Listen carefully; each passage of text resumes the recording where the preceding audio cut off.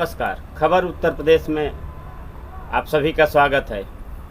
आज हम आप सभी से बात करना चाहेंगे उत्तर प्रदेश में आगामी विधानसभा चुनाव को लेकर के कि उत्तर प्रदेश में Bhajpa, Samajwadi party, Bahujan Samaj party, Congress party, यह जो चार प्रमुख दल हैं, इन दलों में कौन सी ऐसी पार्टी है जो भाजपा से लड़ रही है और कौन सी ऐसी दल है जो भाजपा को हराने के लिए रणनीति पर काम कर रही है।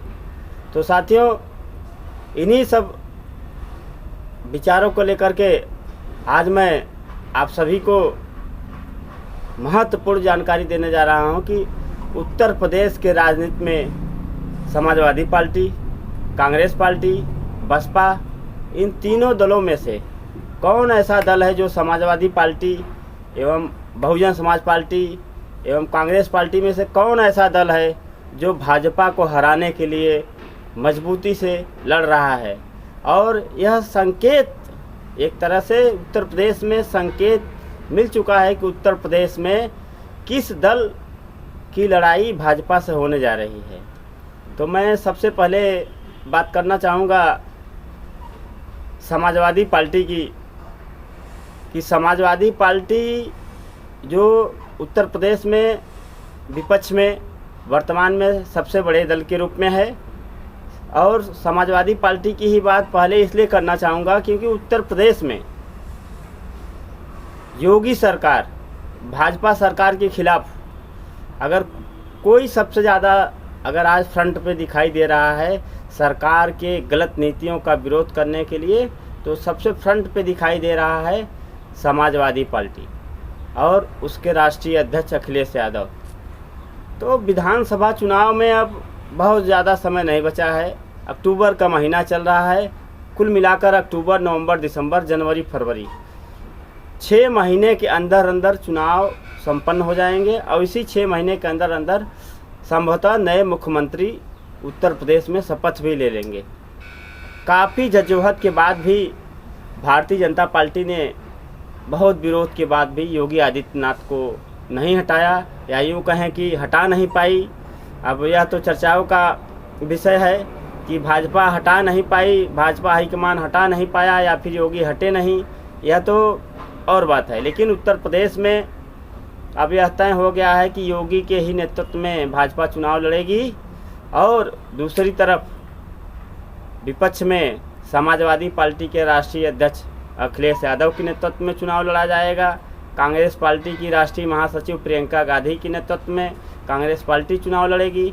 बहुजन समाज पार्टी की सुप्रीमो राष्ट्रीय अध्यक्ष बहन मायावती के नेतृत्व में बसपा चुनाव लड़ेगी। लेकिन जो छोटे दल हैं, ओम प्रकाश राजभर की पार्टी हो, चाहे निषाद की पार्टी हो, संजय निषाद जी की पार्टी हो, चाहे केशव देव मौर्य की पार्टी हो, चाहे एक और हैं उनकी पार्टी हो, बाबू सिंह कुशवाहा जी, उनका भी दल है, वह सब सारे दल जो हैं एक तरह से हर कोई जो क्षेत्रीय नेता हैं अपने अपने क्षेत्रों में उनका अच्छा प्रभाव है। ओम प्रकाश राजभर का कहीं न कहीं 4-5 जिलों में मजबूत प्रभाव है, उससे इनकार नहीं किया जा सकता। यही हाल केशव देव मौर्य का है। बाबू सिंह कुशवाहा का पूरे उत्तर प्रदेश में अपना अलग जनाधार है, वह एक जनाधार वाले नेता हैं और उनका भी अलग पहचान है। लेकिन इन छोटे दलों का किसी भी दलों से तालमेल नहीं बैठ पा रहा। जैसे ओम प्रकाश राजभर हैं, पानी पी पी करके भाजपा को गाली देने का काम करते हैं, भाजपा के गलत नीतियों का बहुत ज़ोरदार तरीके से विरोध करते हैं। लेकिन पिछले 1-2 दिनों से देखने को मिल रहा है कि वह अब यह कहते सुनाई दे रहे हैं कि अगर भाजपा हमारी बातों को मान ले तो हम भाजपा के साथ जा सकते हैं। लेकिन अभी तकरीबन 1 महीने पहले कहते थे भाजपा डूबती नैया है और उस डूबती नैया पे कौन सवार होगा। और शायद अब उनका तालमेल समाजवादी पार्टी से नहीं हो पाया, या यूँ कहें कि बहुत अधिक सीटें मांग रहे थे, इस वजह से समाजवादी पार्टी ने उन्हें टिकट देने की बजाय खुद चुनाव में उनके समुदाय के लोगों को टिकट देने का जो फैसला लिया है, और इसी तरह से पूर्वांचल में समाजवादी पार्टी मजबूती से लड़ने के लिए अपने लोगों से कह दिया है। तो अभी तक ओम प्रकाश राजभर, संजय निषाद, केशव देव मौर्य, बाबू सिंह कुशवाहा, जो भी जनाधार वाले नेता हैं, इनका अभी स्पष्ट नहीं है कि किसके साथ हैं। फिलहाल अभी संजय निषाद की पार्टी ने कुछ दिनों पहले भाजपा के साथ मंच साझा करके गठबंधन करने का ऐलान किया है, लेकिन अभी सीटों पे कोई बात नहीं हो पाई है। एक और नेता जो बिहार से आते हैं, वीआईपी के मुकेश सहनी का भी जनाधार उत्तर प्रदेश में धीरे धीरे बढ़ रहा है, और वह भी उत्तर प्रदेश में चुनाव लड़ना चाहते हैं और कई सम्मेलन कर चुके हैं।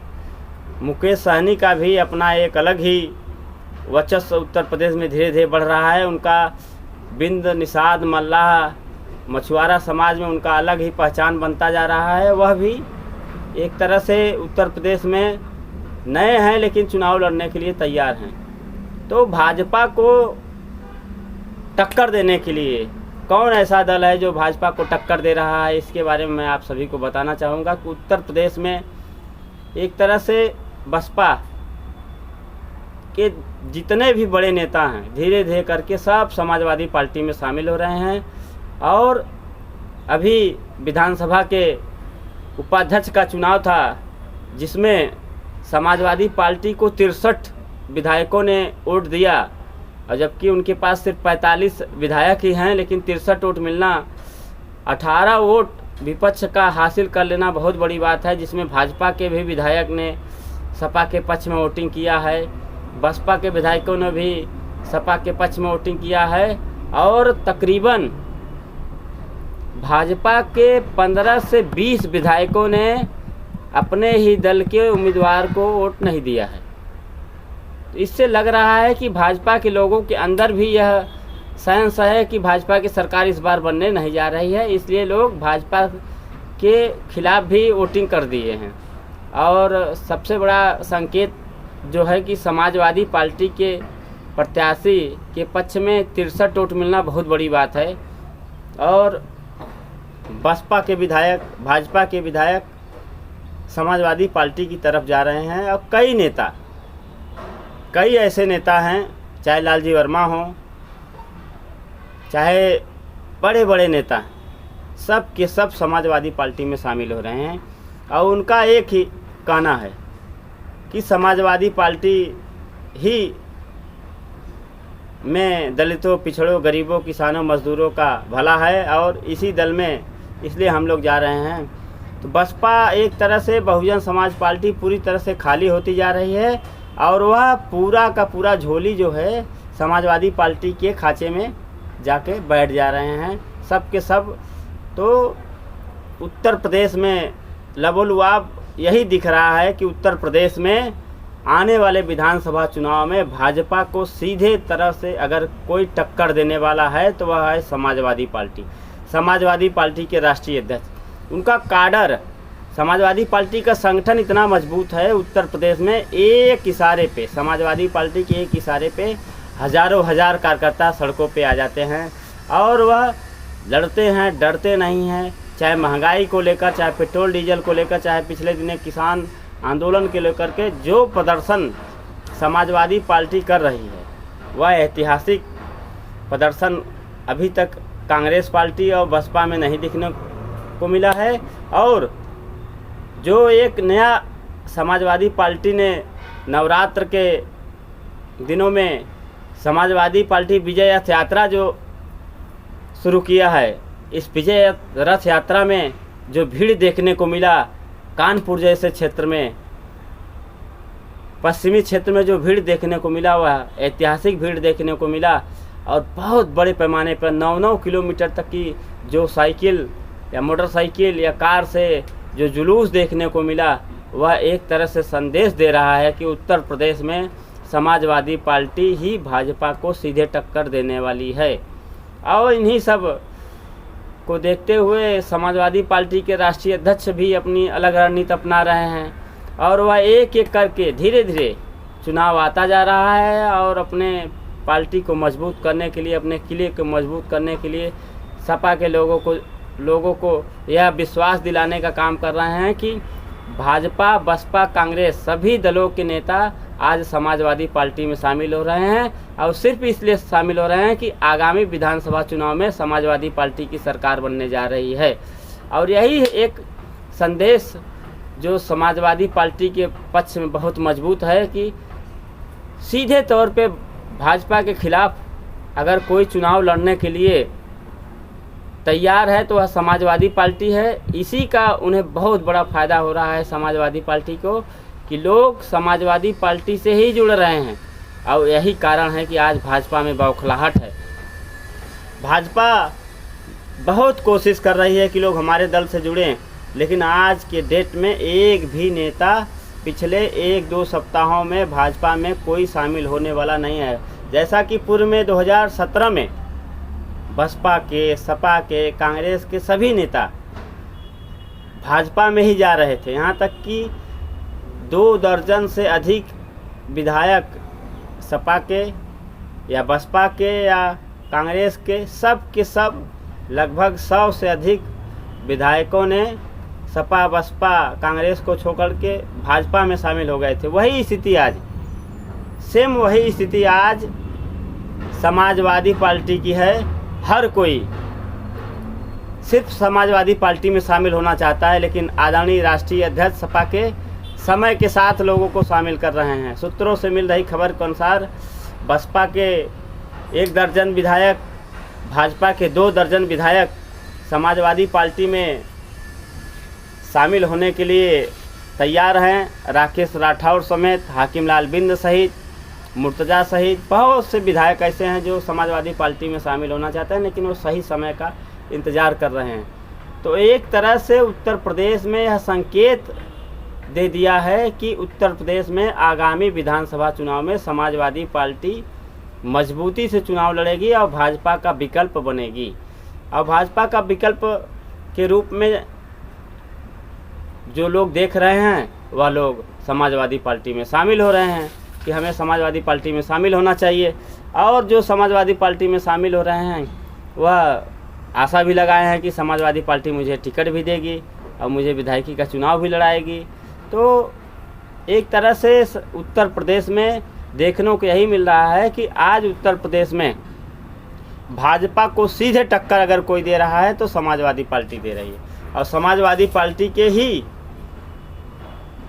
नेताओं का जो जमघट जगह जगह लग रहा है, नुक्कड़ सभाओं में जगह जगह जो संदेश उत्तर प्रदेश दे रहा है, चाहे पूरब से लेकर पश्चिम तक, उत्तर से लेकर दक्षिण तक, पूरे उत्तर प्रदेश के सभी दिशाओं में समाजवादी पार्टी के राष्ट्रीय अध्यक्ष अखिलेश यादव के नेतृत्व में लोग विश्वास कर रहे हैं कि एक बार फिर समाजवादी पार्टी के राष्ट्रीय अध्यक्ष अखिलेश यादव को उत्तर प्रदेश का मुख्यमंत्री बनना चाहिए, क्योंकि उत्तर प्रदेश को विकास की ज़रूरत है, उत्तर प्रदेश को रोज़गार की ज़रूरत है।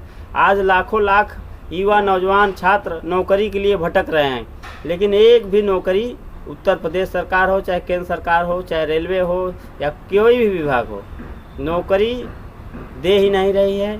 और यही कारण है कि आज युवा, छात्र, नौजवान सब समाजवादी पार्टी के राष्ट्रीय अध्यक्ष अखिलेश यादव को आशा भरी निगाहों से देख रहे हैं और वह चाहते हैं कि एक बार फिर उत्तर प्रदेश में समाजवादी पार्टी की सरकार बने।